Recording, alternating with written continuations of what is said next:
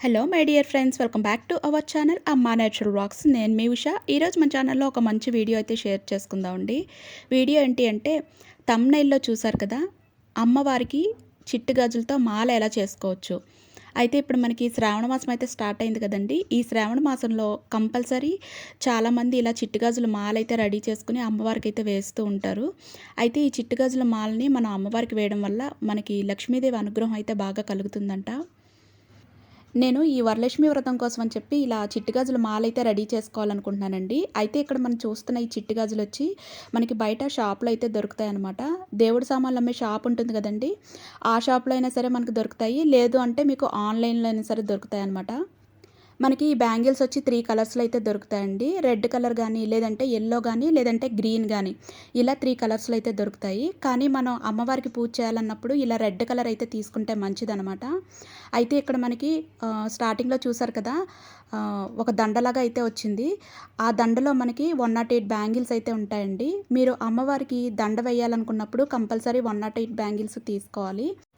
ఇంకిప్పుడు మనం ఈ బ్యాంగిల్స్‌తో మాల ఎలా చేసుకోవచ్చు అనేది చూపిస్తానండి. దీనికోసం నేను వూల్ అయితే తీసుకున్నాను. వూల్ అనేది మనకు కొంచెం లావుగా ఉంటుంది కాబట్టి దండ అనేది బాగా స్ట్రాంగ్‌గా ఉంటుందనమాట.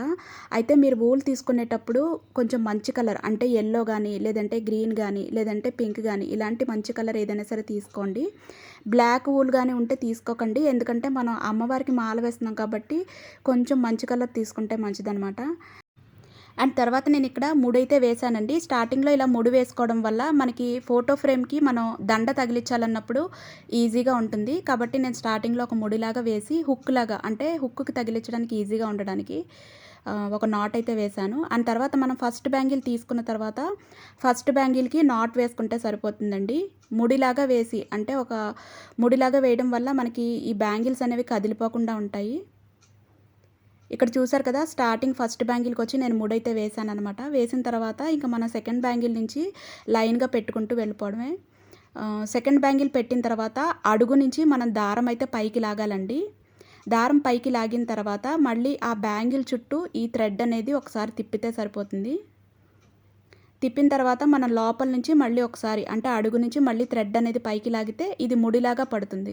ఇలా ముడిలాగా పడిన తర్వాత మనం బ్యాంగిల్‌ని కొంచెం దగ్గరికి జరిపితే సరిపోతుందండి. మనం ఇలా లోపల నుంచి థ్రెడ్ అనేది లాగడానికి నేనిక్కడ టూత్ పిక్ అయితే తీసుకున్నాననమాట. మీరు టూత్ పిక్ గానీ, లేదు అంటే నీడిల్స్ ఉంటాయి కదండీ! బాగా పెద్ద సైజు నీడిల్స్. అలాంటి నీడిల్ అయినా సరే పర్వాలేదు. ఇలా మనం టూత్ పిక్‌ని యూజ్ చేయడం వల్ల మనకి లోపల నుంచి అంటే చిట్టుగాజు మనకు చాలా చిన్నగా ఉంటుందండి. ఈ లోపల నుంచి మనం థ్రెడ్ లాగడం అనేది చాలా ఈజీగా ఉంటుందనమాట. నార్మల్‌గా మీరు చేత్తో ఇలా దారం లాగడం అనేది చాలా కష్టపడాలి. అలా కాకుండా మనం ఇలా థ్రెడ్ లాగాలి అంటే ఈ టూత్ పిక్‌ని మనం యూజ్ చేస్తే చక్కగా మన లోపల నుంచి ఈజీగా థ్రెడ్ అనేది తీసుకోవచ్చనమాట. ఇక్కడ నేను మళ్ళీ క్లియర్‌గా చూపిస్తాను చూడండి. బ్యాంగిల్ పెట్టిన తర్వాత బ్యాంగిల్ అడుగు నుంచి మనం థ్రెడ్‌ని పైకి లాగిన తర్వాత బ్యాంగిల్ పైనుంచి మళ్ళీ ఒకసారి చుట్టూ ఇలా రౌండ్‌గా చుడితే సరిపోతుంది. అప్పుడు మనకి ఇది ఒక ముడిలాగా పడుతుందనమాట. ఒక రౌండ్ తిప్పిన తర్వాత మళ్ళీ ఇంకొక బ్యాంగిల్ తీసుకుంటే సరిపోతుంది. ఇలా మనం లైన్‌గా బ్యాంగిల్స్ అన్నీ వేసుకుంటూ వెళ్ళిపోవడమే. ఇలా మనం మొత్తం బ్యాంగిల్స్ అన్నీ అంటే 108 బ్యాంగిల్స్ ఉన్నాయి కదండీ! ఈ బ్యాంగిల్స్ అన్నీ వేసి చుట్టిన తర్వాత లాస్ట్ బ్యాంగిల్ ఏదైతే ఉందో దానికి మనం ముడి వేస్తే సరిపోతుంది.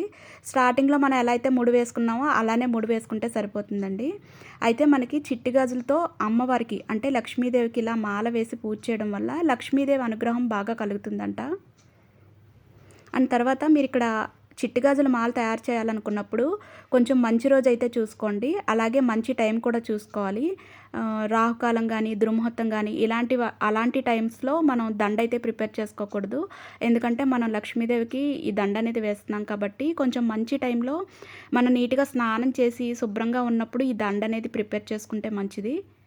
చూసారు కదా, ఇక్కడ నేను కొంచెం స్పీడ్ మోడ్‌లో అయితే పెట్టానండి. ఈ దండ తయారు చేయడానికి నాకు పెద్దగా టైం అయితే ఏం పట్టలేదు. చాలా ఈజీగా ప్రిపేర్ చేసుకోవచ్చు. ఒక బ్యాంగిల్ పక్కన పెట్టి బ్యాంగిల్‌కి ముడి వేసుకుంటే మనకి దండ అనేది చాలా ఈజీగా ప్రిపేర్ అయిపోతుందనమాట.